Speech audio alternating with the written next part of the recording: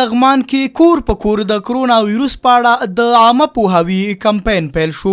د لغمان ولایت د اطلاعات او فرهنګ ریاست لخوا د مرکز مهترلام په ګډون په 15 ولسوالیو کې د رضاکار ځوانانو په وسیله کور په کور د کرونا وایروس په اړه د عامه پوهاوي کمپاین پیل شو.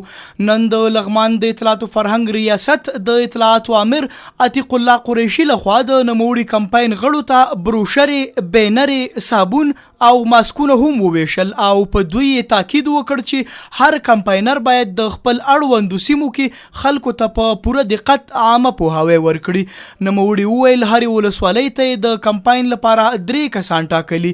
دوی به په هر ولسوالۍ کې 3 ورځې کمپاین ترسره کوي چې ټول 18 ورځې د عامه پوهاوي لپاره په نظر کې نیول شوي.